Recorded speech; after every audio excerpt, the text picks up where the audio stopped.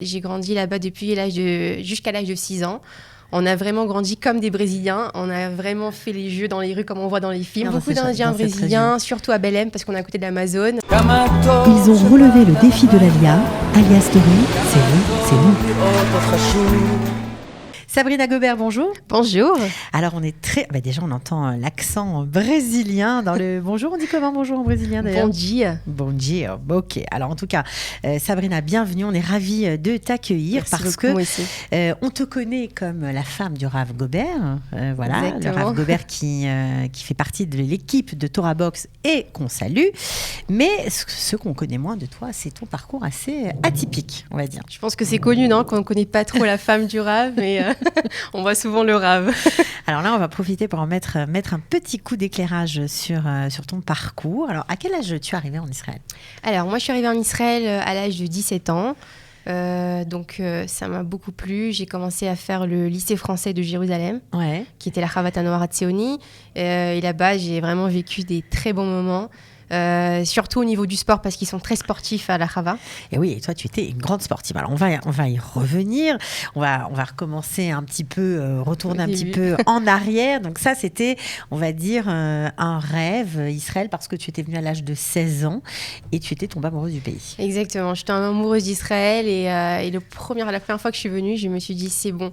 C'est ici que je veux vivre, quoi. Je me suis dit, il n'y a pas un autre endroit, que ça soit le Brésil, le Copacabana et ailleurs. J'ai dit, c'est là, c'est à Jérusalem. Voilà, et pourtant, des endroits, tu en as connus puisque tu es née à Belém. Alors, Belém, c'est où au Brésil? Alors, Belém, c'est vraiment...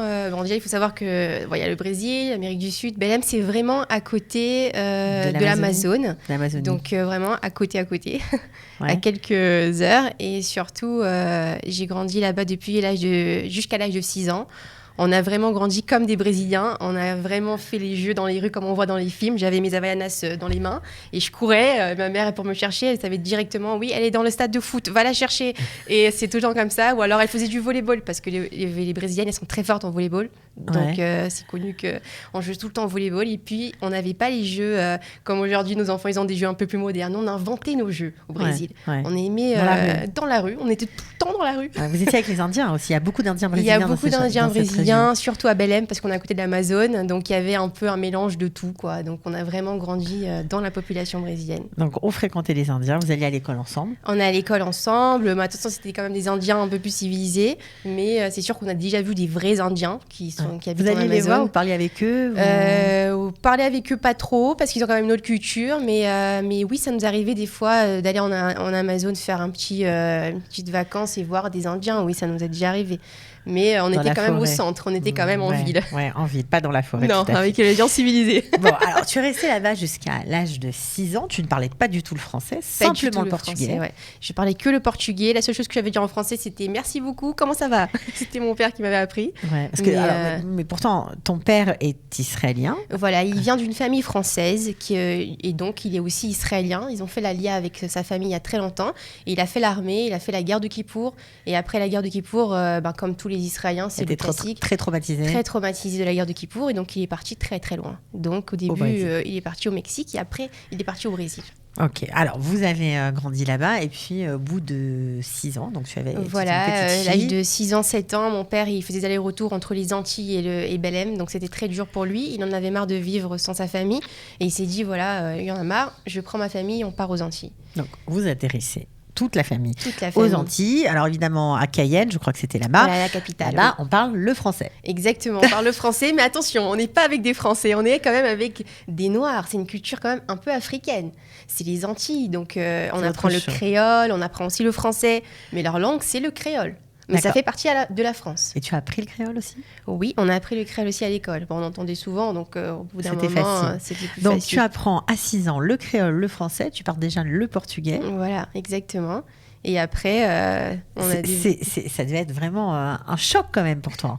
C'était un choc. C'était un gros choc parce que je me suis retrouvée avec une vie libre où je courais dans la rue, où je jouais au foot, où je faisais même des fois les berimbau. Les berimbau, c'est un instrument qu'on fait pour la capoeira, parce qu'on faisait aussi de la capoeira. Ouais, et donc, on fabriquait ça. On fabriquait même nos cerfs-volants au Brésil avec les amis, mes voisins qui n'étaient pas forcément riches ou qui avaient les moyens. C'était des gens pauvres et on était avec eux, on était heureux. Il y avait beaucoup de joie. Il y avait beaucoup de joie et Et donc là, d'un coup, je me retrouve avec des gens aucun rapport et qui parlent français, que je comprends rien. Et c'était pour moi, c'était très, très dur. C'était très dur, oui. Alors, tes parents étaient pratiquants ou pas du tout? Non, pas du tout. Je pense qu'on est appelé un peu les juifs de Kippour. Donc, on faisait Kippour, on se réunissait un peu avec les juifs qu'il y avait là-bas. Il y avait un peu toutes sortes de juifs là-bas. Donc, on était ensemble, on faisait Kippour. Bon, Shabbat, juste un petit repas parce que j'avais mes compétitions le Shabbat. Et vendredi soir, l'entraînement. On n'a pas dit que dès l'âge de 6 ans, tu étais déjà une sportive. Tu étais fan des arts martiaux. Ah, je suis toujours fan des arts martiaux. Je pense que même mon mari s'habitue maintenant, mais je suis fan des arts martiaux. C'est ma passion. Donc, depuis toute petite, les films que je regardais, c'était pas les films de princesse comme toutes mes copines. C'était vraiment Bruce Lee. C'était toutes les choses d'arts martiaux qui pouvaient exister. Et je voulais être cascadeuse. Voilà, c'était mon rêve. Pourquoi cascadeuse? Parce que c'était quelque chose de dangereux. C'était et je crois que j'ai fait un peu de problème à mes parents par rapport à ça.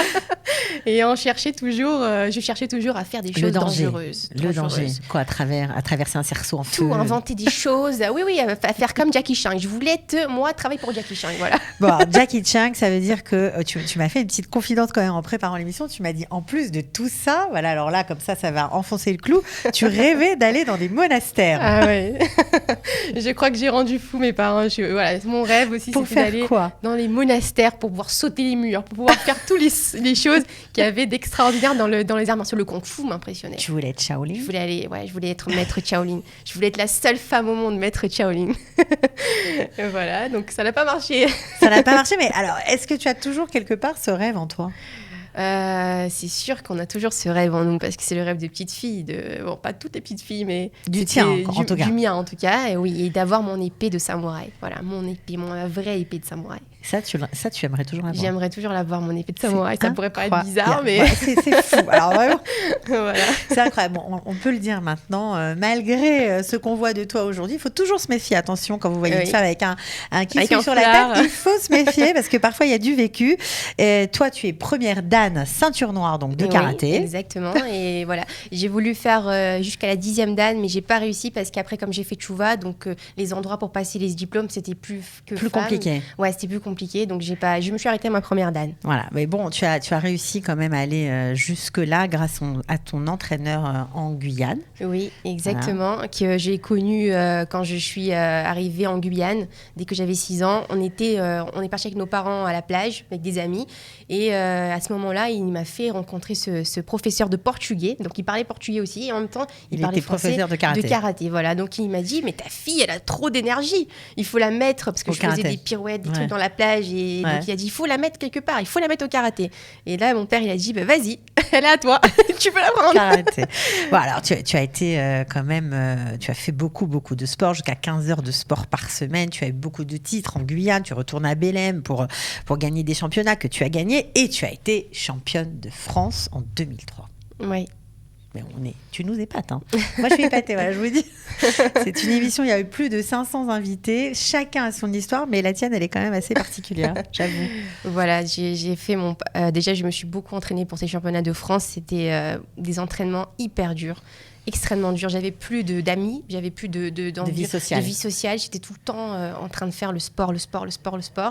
Et donc, pour moi, ce titre, il était très, très important. Et je me voyais déjà en train de prendre ma médaille et d'être sur le podium. Donc, tu as visualisé ta médaille, mais finalement, tu as bien fait parce que tu l'as gagnée, cette médaille. Exactement. Et donc, t'avais quel âge? J'avais à peu près, je pense, 15 ans. Parce que minime, c'est ça, c'est 15 ans. D'accord, donc championne de France minime de karaté, incroyable. 15 ans, 2003. Et donc et tu comptais, en fait, tu étais partie pour être championne du monde. J'étais partie pour être championne du monde. C'était mon rêve d'être championne du monde, de faire les arts martiaux et de devenir surtout l'entraîneur de l'équipe de France. Voilà, je voulais prendre la place de Nathalie Leroy, qui est la championne du monde, qui avait une vitesse extraordinaire. Et moi, je la disais depuis que j'étais toute petite, je la regardais. Et c'était ça que je voulais.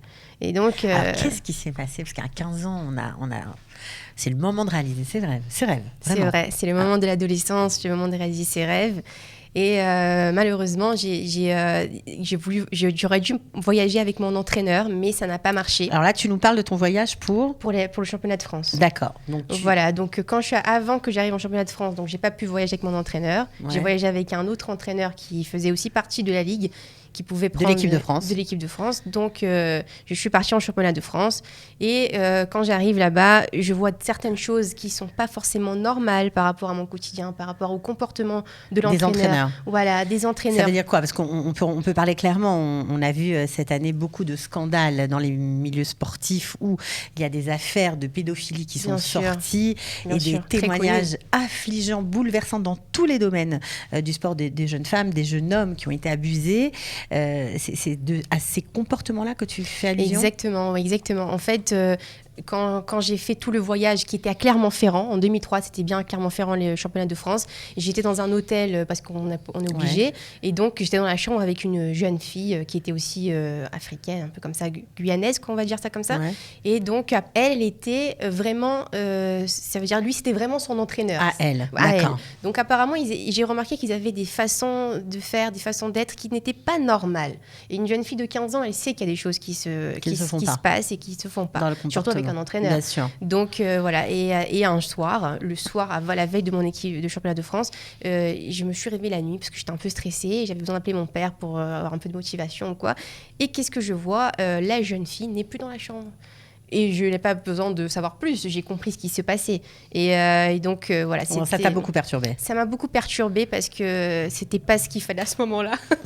Mais malgré ça, je suis quand même restée... T'as quand même gagné. Voilà. Focus et t'as gagné. Mais ça a cassé tes rêves, en fait.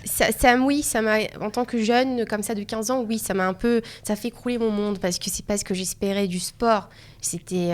voilà, c'est un peu les coulisses du sport, en fait. Voilà, ça arrive. Ça arrive et c'est pour ça que tu as décidé d'arrêter. Exact. Non, j'ai pas vraiment décidé d'arrêter, mais j'ai commencé à ce niveau-là. J'ai commencé à beaucoup réfléchir à mon retour. Je m'entraînais plus comme avant.